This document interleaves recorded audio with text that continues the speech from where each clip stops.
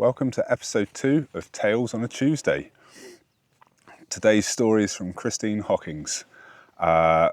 Christine's story is one that inspired me to start publishing these amazing stories that I'm privileged to be told by so many of you, and I'm sure you'll understand why when you hear this story.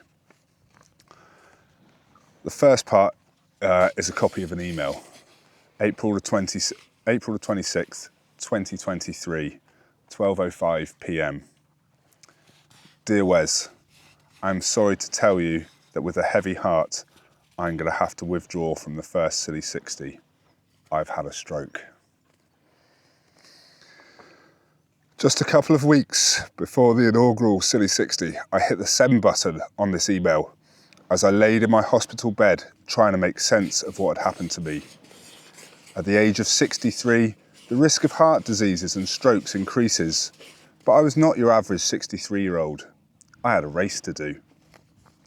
I'd been competing in road and trail races since my mid-20s, but over the last few years, during the pandemic and after losing my mum, I just found my happy place in wild and beautiful countrysides, both in the UK and southern Spain, where we have a second home.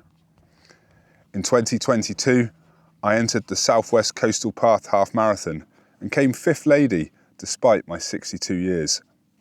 I loved the sea air and the Cornish coastline and was looking for my next challenge when I heard about the Silly 60. The whole idea seemed completely bonkers, but I loved it. It had to be done, and by sheer luck, I got one of the last places. I was in. One thing I should say is that I've never run more than a half marathon, and I never wanted to, until now. But I was confident that my coach would work out a programme that would get me to the finish line. Well, 5 finish lines really, and I was not going to miss that boat. So over the next few months, I increased my mileage and strength and conditioning, and then I started a phase of simulated runs. The added ingredient was that I was in Spain during April, and there was a heat wave, with temperatures reaching 32 degrees by midday. It was really tough, but I felt strong and confident as I did my last big run before returning to the UK and my 2-week taper. So far, so good. The journey back from Spain was going to take 2 to 3 days, so I was looking forward to some well-earned recovery time, watching the miles just slip by. 1 hour into the journey, however, I had a strange feeling in my arm and my hand. I couldn't connect my hand to my sunglasses to readjust them. That's a bit weird, I thought. Most likely it's a bit numb from sitting in the car. And then we stopped for a coffee. I went to get out of the passenger side and my left leg gave way. I had to lean on my somewhat bemused husband, who thought I was being a bit dramatic. I went to the loo and looked at myself in the mirror. No sign of a drooping face, and I could speak all right. In my gut, I just knew something was seriously wrong. But maybe it was just a bit of overtraining. I was in denial. This was a big mistake. There is a reason why the act fast advice should never be ignored. There is a drug that can reverse or at least minimise the effects of a stroke if it is administered within 4 hours. I didn't know that at the time. So instead of acting on my instincts and going to the nearest hospital, we pressed on to Santander, took the ferry to Plymouth, and then to A&E in my hometown, where I was diagnosed with a right lacuna ischemic stroke, which is a clot on the brain.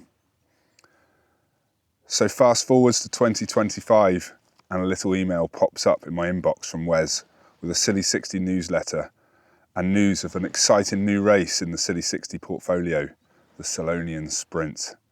My dream of one day doing the Silly 60 had faded over the 2 years of recovery, but this 17k day tripper challenge seemed to offer a glimmer of hope. I contacted Wes immediately and entered as soon as the race was open. It may not be a biggie, I thought, but I can do this. And I did. I was 5th lady, and my prize, a big hug from Wes on the finish line with the words, I've waited for this hug for 2 years. Job done until the next time. Christine and I kept in contact over those 2 years, and it was such an emotional roller coaster knowing someone who is training for an ultra marathon has just suddenly have such a life-changing event so close to a race, and to hear her stories of the highs and lows over the past 2 years have been really hard to read and sometimes really brilliant to read.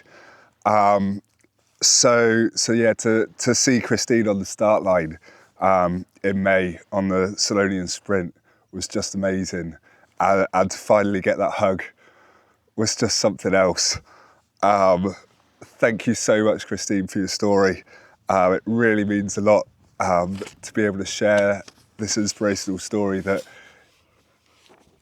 you've got to look after yourself, but you can keep going with a bit of determination and luck. And